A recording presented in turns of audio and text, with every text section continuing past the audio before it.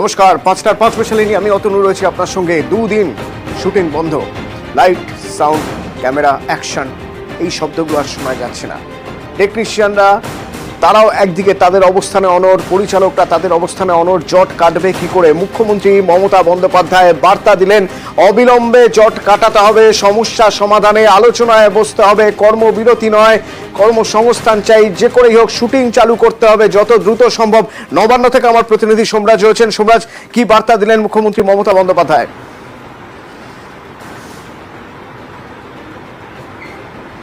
দেখো, টলিপাড়ার অচলাবস্থা কাটাতে মমতা বন্দ্যোপাধ্যায় আজকে স্পষ্ট বার্তা দিয়েছেন দেব এবং প্রসেনজিৎ চট্টোপাধ্যায়কে যে অবিলম্বে শুটিং শুরু করতে হবে, কোনো রকম কর্মবিরতি চলবে না, আগামীকাল থেকেই পরিস্থিতি স্বাভাবিক করতে হবে। সেই বার্তাই মমতা বন্দ্যোপাধ্যায় এদিন দিয়েছেন দেব ও প্রসেনজিৎ চট্টোপাধ্যায়কে। নবান্ন সূত্রে খবর, মমতা বন্দ্যোপাধ্যায় এদিন দেবকে ফোন করেন এবং তারপর প্রসেনজিৎ চট্টোপাধ্যায়কে সঙ্গে নিয়ে নবান্নে আসার কথা বলা হয়। সেই মোতাবেক দুপুর 3টে নাগাদ দেব প্রসেনজিৎ চট্টোপাধ্যায় আসেন। অরূপ বিশ্বাসও ছিলেন সেই বৈঠকে। প্রায় 40 মিনিটের বৈঠক হয়। 40 মিনিটের বৈঠকে যে টেকনিক্যাল সমস্যাগুলি উঠে এসেছে তা অরূপ বিশ্বাসকে সমাধান করার নির্দেশ দিয়েছেন মুখ্যমন্ত্রী মমতা বন্দ্যোপাধ্যায়। পাশাপাশি দেব প্রসেনজিৎ চট্টোপাধ্যায়ের উপস্থিতিতে এই বৈঠকে মুখ্যমন্ত্রী বলেন যে ফেডারেশনের যে সমস্যা হয়েছে তা অবিলম্বে অরূপ বিশ্বাসদের সঙ্গে বসতে হবে এবং সমস্যার সমাধান করে ফেলতে হবে, দ্রুত তা করতে হবে। আজ রাতের মধ্যেই যাতে সমস্যার সমাধান হয়ে যায়, আগামীকাল থেকেই যাতে পরিস্থিতি স্বাভাবিক হয় টলিপাড়ায়, সেই চেষ্টাই করতে হবে, তেমনটাই মমতা বন্দ্যোপাধ্যায় বার্তা দিয়েছেন দেব প্রসেনজিৎ চট্টোপাধ্যায় এবং গৌতম ঘোষকে বলেই সূত্র মারফত খবর। কি কারণে পরিচালকরা কর্মবিরতিতে গেলেন তা এদিন বিস্তারিত জানেন মমতা বন্দ্যোপাধ্যায় গৌতম ঘোষ এবং প্রসেনজিৎ চট্টোপাধ্যায় থেকে। কেন কর্মবিরতির মতো সিদ্ধান্ত নিতে হলো তাদেরকে, সূত্র মারফত জানা যায় সেই সময় মমতা বন্দ্যোপাধ্যায়কে গোটা বিষয়টি বিস্তারিতভাবে জানান প্রসেনজিৎ চট্টোপাধ্যায় এবং তারপরেই মমতা বন্দ্যোপাধ্যায় অরূপ বিশ্বাসকে নির্দেশ দেন যে টেকনিক্যাল যে সমস্যাগুলি রয়েছে তা দ্রুত সমাধান করতে হবে এবং আগামীকাল থেকেই যাতে স্টুডিও পাড়ায় টলিপাড়ায় পরিস্থিতি স্বাভাবিক হয়, অচলাবস্থা কাটিয়ে সেই চেষ্টাই করতে হবে। এবং সূত্র মারফত খবর, বৈঠকে উপস্থিত থেকেই দেব প্রসেনজিৎ চট্টোপাধ্যায়রা মুখ্যমন্ত্রীকে আশ্বাস দিয়েছেন আগামীকাল থেকেই যাতে টলিপাড়ায় পরিস্থিতি স্বাভাবিক হয় সেই চেষ্টাই তারা চালাচ্ছেন এবং ইতিমধ্যেই ফেডারেশনের সঙ্গে ফের বৈঠকের কথাও বলা হয়েছে বলেও নবান্ন সূত্রে জানা যাচ্ছে। ধন্যবাদ সোমরাজ। আগামীকাল থেকে এই কাজ শুরু করতে হবে, শুটিং শুরু করতে হবে আগামীকাল থেকেই, যেন এই অচলাবস্থা আজকের মধ্যেই কেটে যায়। বার্তা মুখ্যমন্ত্রী মমতা বন্দ্যোপাধ্যায়ের। কিন্তু কিভাবে সমস্যার সমাধান কি হবে? আগে তো দফায় দফায় বৈঠক হয়েছে, আবার বৈঠক, আজকের রাতটুকুই শুধু সময় রয়েছে। এই আজকের রাতের সময়ের মধ্যে কিভাবে সম্ভব এই জট কাটানোর? মানুষ প্রতিনিধি আমার সঙ্গে রয়েছেন। মানুষ, শুরু থেকেই তুমি দেখছো গত দুদিন ধরে কিভাবে সুনসান স্তব্ধ টলিপাড়া। আগামীকাল থেকে কাজ শুরু করতে হবে, পরিস্থিতি স্বাভাবিক করতে হবে। মুখ্যমন্ত্রী মমতা বন্দ্যোপাধ্যায় সেই বার্তা দিয়ে রেখেছেন। কিভাবে সম্ভব, কি মনে হচ্ছে? তুমি যেটা বললে একদম সঠিক। বিগত 10 দিন ধরেই একটা টানাপোড়েন চলছিল, কিন্তু কাল শুটিং বন্ধ হওয়ার পর গতকাল থেকে আজ অব্দি নানা টানাপোড়েন চলছে এবং একের পর এক মিটিং, বৈঠক, আলাপ আলোচনা সবই হচ্ছে, কিন্তু সমাধান সূত্র মিলছিল না। কিন্তু মুখ্যমন্ত্রীর আহ্বানে প্রসেনজিৎ চট্টোপাধ্যায়কে নিয়ে দেব নবান্নে হাজির হন। সেখানে আমরা দেখেছি কিছুক্ষণ আগেই তাদের আলোচনা হয়েছে এবং সেখান থেকে একটা আশার আলো বেরিয়েছেন। দেব নিজেও টুইট করে জানিয়েছেন যে আজকে বিকেলের মধ্যে সমস্ত কিছু রিজলভ হয়ে যাওয়ার সম্ভাবনা রয়েছে এবং হোপফুলি আগামীকাল থেকে শুটিং শুরু করা যাবে। এটা অবশ্যই আশার আলো, কারণ এটা টেকনিশিয়ান, কলাকুশলী, আর্টিস্ট এবং বাকি যারা এই ইন্ডাস্ট্রির সঙ্গে যুক্ত, যাদের রুজি রুটি, তাদের পক্ষে কিন্তু এটা অত্যন্ত সুখবর এবং সকলে সেই দিকেই মুখিয়ে রয়েছে। আমি কিছুক্ষণ আগে টেকনিশিয়ান স্টুডিওতে এসেছিলাম এবং এখানেও কিন্তু ফেডারেশনে মিটিং হওয়ার কথা রয়েছে। আবার এক প্রযোজনা সংস্থায় পরিচালকরাও মিটিং করছিলেন, কিন্তু কোনো সুরাহা মিলছিল না। এখন আশা করা হচ্ছে যে সন্ধ্যের পর হয়তো তারা সকলে মিলে সম্মিলিতভাবে কোনো আশার বার্তা দিতে পারবে এবং আগামীকাল থেকে আশা করা হচ্ছে যে ওটিটি সিরিয়াল এবং সিনেমার শুটিং আবার স্বাভাবিক হবে এবং সেক্ষেত্রে এটাও শোনা যাচ্ছে অতনু যে ছবিটা আটকে রয়েছে সেই ছবিটার কাজও আবার শুরু হতে পারে এবং রাহুল মুখোপাধ্যায়কেও আবার পরিচালক হিসেবে সেখানে দেখা যেতে পারে। তবে সমস্তটাই কিন্তু আজ সন্ধ্যের পর হয়তো চিত্রটা একটু পরিষ্কার হয়ে যাবে এবং আগামীকাল থেকে তো ফ্লোরের খবর পাওয়াই যাবে এবং সেটা যদি স্বাভাবিক হয়ে যায়, স্বাভাবিক ছন্দে ফিরে আসে, তাহলে কিন্তু সেটা সবার পক্ষেই বলা যেতে পারে সুখকর। কারণ দেব নিজেও কিন্তু তার টুইটে সমস্ত প্রযোজক ঠিক।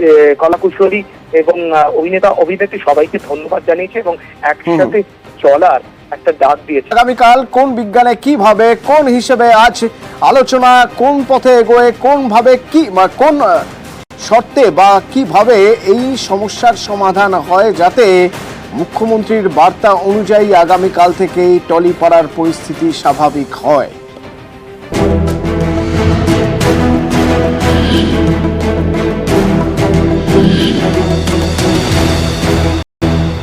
পাঠালো জেলা থেকে, তার রিপোর্ট চেয়ে পাঠালো তৃণমূল।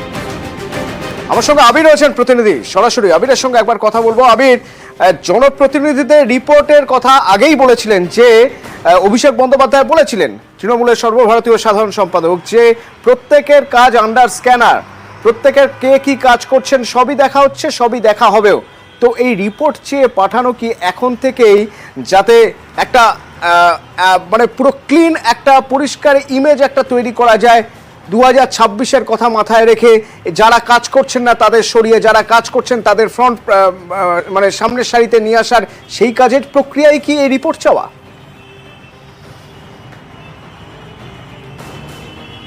প্রথমত হচ্ছে যে কোনো রাজনৈতিক দলের ভিত্তি নির্ভর করেই থাকে হচ্ছে সংগঠনের ওপর। যে রাজনৈতিক দলের সংগঠন যত বেশি শক্তিশালী হবে, সেই রাজনৈতিক দল নির্বাচনী প্রক্রিয়ার মতো যে বিষয়গুলি রয়েছে সেখানে ততটা ভালো ফল করবে। এই যে লোকসভা হোক, বিধানসভা হোক, তৃণমূল কংগ্রেসের যে ফল হচ্ছে, তাদের তৃণমূল কংগ্রেস মনে করেছিল যে তাদের সাংগঠনিক দিক থেকে যে দক্ষতা বাকি রাজনৈতিক দলের তুলনাতে তারা অনেকটা বেশি এগিয়ে রয়েছে এবং সেই কারণেই তার ওপর ভিত্তি করে তাদের ফল ভালো হতে শুরু করেছে। যদি 2024-এর লোকসভা নির্বাচনের ফলও দেখতে পাও, তাহলে দেখবে যে একাধিক আসন লোকসভার প্রেক্ষিতে তৃণমূল কংগ্রেস জয়লাভ করলেও এর মধ্যে বিশেষ কতকগুলি জায়গা রয়েছে যেখানে বিরোধী রাজনৈতিক দল তৃণমূল কংগ্রেসকে যথেষ্ট বেশি বেগ দিয়েছে। তার মধ্যে শহরাঞ্চল রয়েছে, একাধিক বিধানসভা আসন রয়েছে।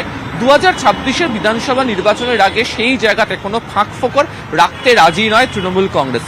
লোকসভা নির্বাচনের আগেই পরিষ্কার করে দেওয়া হয়েছিল যে পারফরমেন্স যাচাই করা হবে, যারা ভালো কাজ করবেন তারা ভালো জায়গায় পাবেন, পদ পাবেন, যারা ভালো কাজ করবেন না কিন্তু পদ আঁকড়ে বসে থাকবেন সেটা দল মেনে নেবেন, এবং সেই বার্তা পরিষ্কার 21শে জুলাইয়ের মঞ্চ থেকে অভিষেক বন্দ্যোপাধ্যায় দিয়ে রেখেছেন। এরই রেস ধরে যেটা জানতে পারা যাচ্ছে যে বিভিন্ন বিধায়ক, সংগঠনের দায়িত্বপূর্ণ নেতা, যারা নির্বাচনের ক্ষেত্রে গুরুত্বপূর্ণ ভূমিকা রেখেছেন, তাদের প্রত্যেকের কাছ থেকে সেই রিপোর্ট সংগ্রহের কাজ শুরু হয়েছে। জানানো হয়েছে, সূত্র মারফত যেটা জানতে পারছি, 2 সপ্তাহের মধ্যে তাদেরকে প্রত্যেককে লিখিত আকারে সেই রিপোর্ট জমা দিতে বলা হয়েছে। তারই এটা বিশ্লেষণ করে, মূল্যায়ন করে আগামী দিনে সংগঠনের ক্ষেত্রে কে কোন ভূমিকা বা দায়িত্ব পালন করবেন তার একটা মাপকাঠি বা তার একটা জায়গা তৈরি হতে পারে। ফলে অবশ্যই 2026-কে মাথায় রেখে ফাঁক ফোকরকে দূরে সরিয়ে রাখার যে প্রচেষ্টা, তাই রিপোর্ট সংগ্রহের মধ্যে দিয়ে শুরু করলো তৃণমূল কংগ্রেস। যে সময়ের কথা বলছিলেন, যে বক্তব্যের কথা আবির আমাদের বলছিল, সেই বক্তব্য 21শে জুলাইয়ের মঞ্চ থেকে অভিষেক বন্দ্যোপাধ্যায়ের। একবার শুনে নেওয়া যাক সেই বক্তব্য। পুরসভায় যারা দায়িত্বে আছেন, পঞ্চায়েতে যারা দায়িত্বে আছেন, তাদের কর্মীদের কথা ভাবতে হবে, নিজের কথা ভাবলে চলবে না।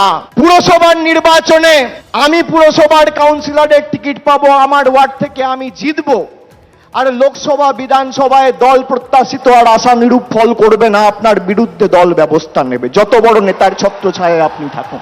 গায়ে গতরে আপনি যে পরিশ্রম আপনার নির্বাচনে করেন, সেই পরিশ্রম প্রত্যেকটা নির্বাচনে করতে হবে। এই যে 1-1.5 মাস কোন রাজনৈতিক কর্মসূচিতে আপনারা আমাকে দেখেননি, তার কারণ পর্যালোচনার কাজে আমি ব্যস্ত ছিলাম। আগামী 3 মাসের মধ্যে এর ফল আপনারা দেখবেন। আমি বলেছিলাম 2021 সালের 21শে জুলাইয়ে যে যারা তৃণমূলে 21-এর নির্বাচনের আগে নিঃশ্বাস নিতে কষ্ট হচ্ছে, দম বন্ধ হয়ে আসছে বলে তৃণমূল ছেড়ে বিজেপিতে গেছিল, আবার যখন ফিরে আসতে চেয়েছে আমরা কয়েকজনকে দলে নিয়েছি। আমি কথা দিয়েছিলাম যারা দলে ঢুকছে তাদের কাউকে তৃণমূল কংগ্রেসের একটা সৈনিকের উপর ছড়ি ঘোরাতে দেবো না। 3 বছর পর আজকে তারা পারেনি।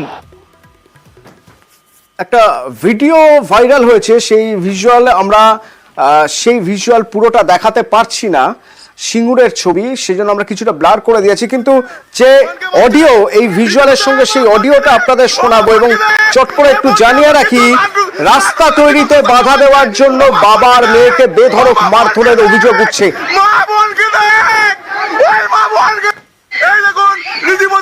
রীতিমতো মারছে আমার বোনকে, রীতিমতো মারছে আমার বোনকে, এই দেখুন আমার বাবাকে মারছে, বোনকে মারছে, রীতিমতো আমার বোনকে দেখ, ও মা বোনকে দেখ, ওই বোনকে চল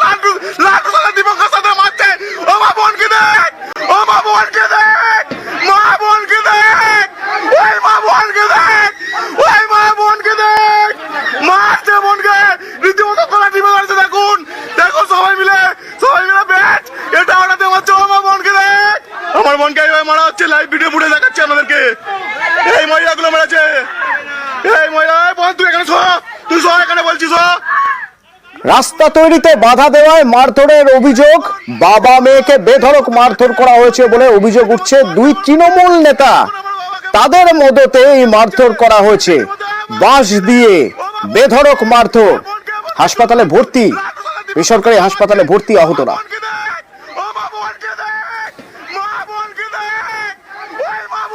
একদিন আমার বাড়িতে সব ঘেরাও করে আমাকে বলা হলো যে না এইসব ড্রেন ফ্রেন ভেঙে দিতে আমি রাস্তা করবো।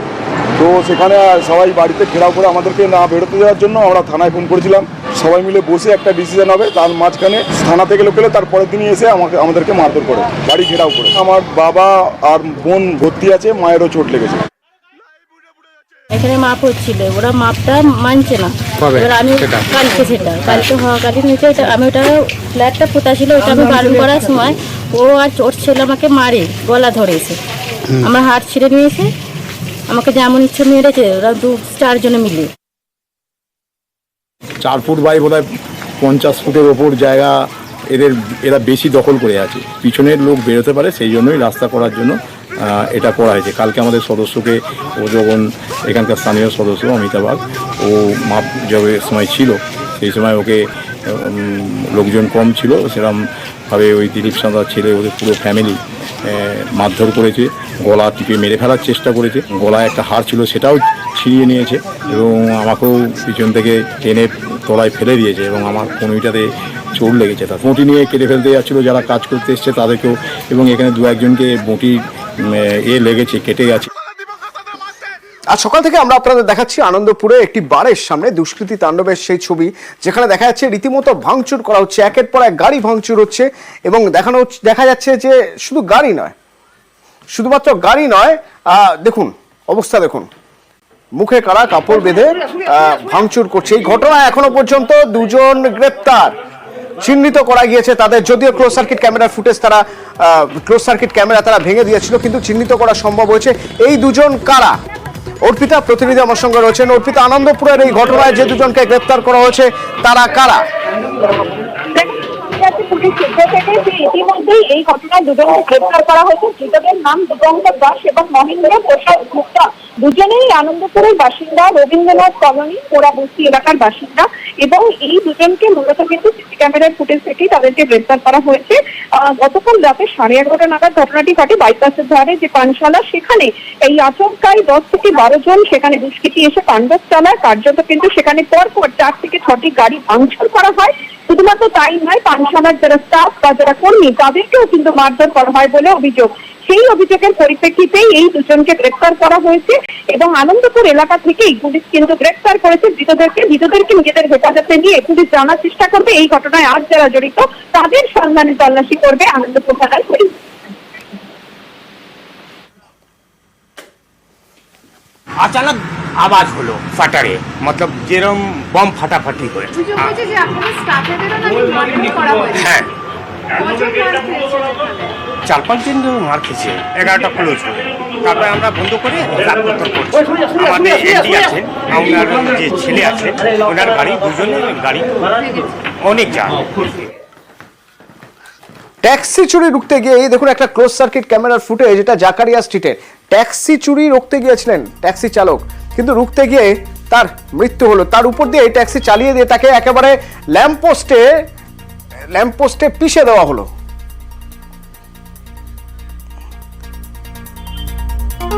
আর একটু ডিটেলে জানি, আমার সঙ্গে রয়েছেন প্রতিনিধি অমিত। জাকারিয়া স্ট্রিটে এই যে ট্যাক্সি চুরি হচ্ছিল, কিভাবে হচ্ছিল, কিভাবেই বা আটকানোর চেষ্টা হলো, মৃত্যুই বা কিভাবে হলো?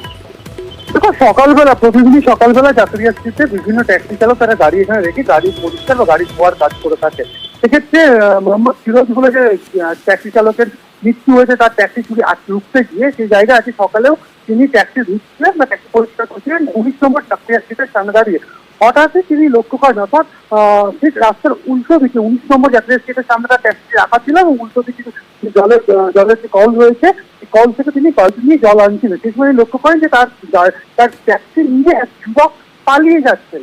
সেই সময় তিনি ছুটে গিয়ে সেই ট্যাক্সি আটকানোর চেষ্টা করেন, অর্থাৎ চোরকে আটকানোর চেষ্টা করেন এবং ট্যাক্সি বাঁচানোর চেষ্টা করেছিলেন, এমনটাই প্রত্যক্ষদর্শীদের বক্তব্য। তারপরে সরাসরি প্রত্যক্ষদর্শীরা যেটা দাবি করছে, সরাসরি সেই সময় গাড়ি সজোরে চালিয়ে তার থেকে ফিরোজকে নিয়েই ওই যুবক যিনি ট্যাক্সি চুরি করে পালাচ্ছেন সজোরে নিয়ে গিয়ে ডান দিকের একদম ফুটপাতের ট্যাক্সি উঠে দেবে এবং সেখান থেকে ল্যাম্পপোস্ট ছিল, সেই ল্যাম্পপোস্টের মাঝে যে ফিরোজকে আটকে যায় তার বুকে এবং লোয়ার অ্যাবডোমেন অর্থাৎ শরীরের নিচের অংশে সজোরে গুরুতর আঘাত লাগে। এরপর তাকে কলকাতা মেডিকেল কলেজে পাঠানো হলে সেখানে চিকিৎসকরা মৃত বলে ঘোষণা করেছে। এরপরই ফিরোজের পরিবারের তরফে জোড়াসাঁকো থানাতে অভিযোগ দায়ের করা হয়েছে। অভিযোগের ভিত্তিতে ইতিমধ্যেই এফআইআর করে তদন্ত শুরু করেছে জোড়াসাঁকো থানার পুলিশ এবং ট্যাক্সি যিনি চুরি করে পালাচ্ছিলেন সেই যুবককেও কিন্তু ইতিমধ্যে গ্রেপ্তার করা হয়েছে পুলিশের তরফে। যে সময়ের এই ঘটনা সেই সময় সাক্ষী ছিলেন দুজন, তারা বলছেন সেই সময়ের ঘটনার কথা। ওই যে ফিরোজ আছে ওটা ড্রাইভার, ওনার নিজের গাড়ি নেই, ও বাহার থেকে যে স্ট্রিং ধরিয়েছে, এখান থেকে স্ট্রিং অত ঘুরিয়েছে তো ওই পোলে ভিতরে যে না চলে আসলো, ওই পোলে আর আপনার এই আপনার কি বলছি ওই যে গেট আছে ড্রাইভারের সিট গেট, ওই ধরে একদম পিস্তা হয়ে গেছে। গাড়ি যে চুরি করেছিল ওইটাই ওই চালাচ্ছিল। হ্যাঁ হ্যাঁ না না বারে ওটা মনে হচ্ছে বলছিল কি রাজাবাড়ি থেকে থাকে। না না কোনো, এটা তো ফার্স্ট টাইম এটা কেস হয়েছে। মানে গাড়িটা চোরটা স্টার্ট করলো, ওখানে 60টা স্পিড আসলো আর মোহাম্মদ ফিরোজ ধরলো ওকে, আর ডান দিকে এরকম ও কাটালো, ও অনেক স্পিডে 60 স্পিডে গেল, এখানে গাড়ি ঢুকিয়ে গেল। আর এই পোলে কাছে গাড়িটা পুছে মোহাম্মদ ফিরোজ চেপে গেছে। আর সিনা মধ্যে অনেক ধাক্কা লাগলো আর অনেক চোট লাগলো, 1 মিনিটের জন্য বেহোশ হয়ে গেল। তারপরে আমরা লোক সব মেডিকেল নিয়ে গেলাম, ওখানে গিয়ে মানে বেহোশ হয়েছিল। তারপরে এখানে কি হলো পুলিশে জানবে।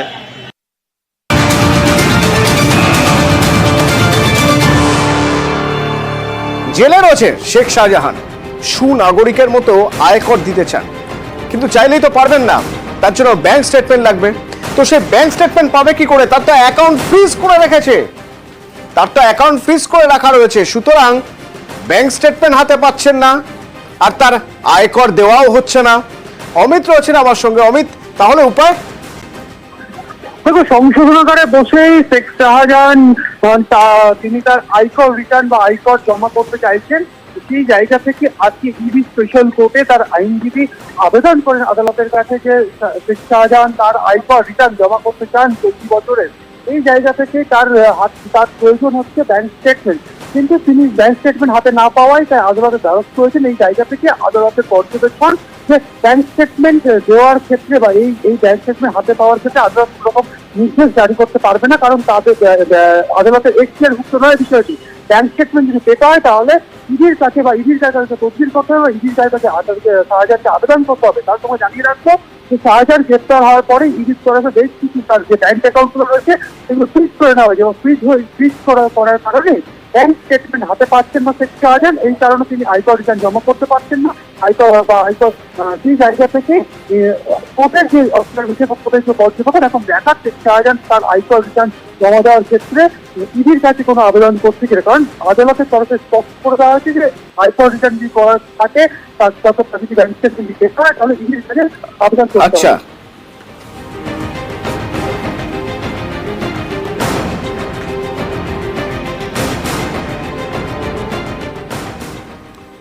কেরলের ওয়েনারে ভয়ঙ্কর পরিস্থিতি এই মুহূর্তে। এখনো পর্যন্ত ল্যান্ডস্লাইডে ধসে 70 জনের মৃত্যুর খবর পাওয়া যাচ্ছে। পরিস্থিতি এমনই যে আগামী 2 দিন অর্থাৎ আজ এবং আগামীকাল এই 2 দিন শোক ঘোষণা করা হয়েছে রাজ্যের তরফে, কেরলের তরফে। এবং পরিস্থিতি কি তা প্রতি মুহূর্তে খোঁজ নিচ্ছেন দিল্লি থেকে রাহুল গান্ধী, তার কারণ ওয়ায়নারের সাংসদ ছিলেন তিনি। এবং সেখানে এবার যখনই ভোট হবে সেখানে তার বোন প্রিয়াঙ্কা গান্ধী ভোটরা তিনি প্রার্থী হবেন জানিয়ে দিয়েছেন। তো দিল্লি থেকে আমার প্রতিনিধি মৈত্রী আমার সঙ্গে রয়েছেন। মৈত্রী, ওয়ায়নার নিয়ে কি খবর পাওয়া যাচ্ছে এখনো পর্যন্ত? দেখো, এখনো পর্যন্ত যেটা জানা যাচ্ছে যে মৃতের সংখ্যা কিন্তু লাফিয়ে বাড়ছে এবং এখনো অনেকেই চাপ হয়ে রয়েছেন যে ডেব্রিস এসছে এবং যে বোল্ডার গুলি এই ল্যান্ডস্লাইডের ফলে নেমে এসেছিল সেই বোল্ডারে প্রচুর মানুষ সেই বোল্ডারের তলায় এবং পুরো লেব্রিসের তলায় চাপা পড়ে রয়েছেন বলে আশঙ্কা করা হচ্ছে প্রশাসনের তরফ থেকে। এখনো অন্ততপক্ষে 800 জনেরও বেশি মানুষ তারা মিসিং রয়েছেন এবং ফলে যখন উদ্ধার কার্য শেষ হবে তারপরে এই মৃতের সংখ্যাটা কিন্তু আরো বাড়তে পারে বলেই আশঙ্কা করা হচ্ছে।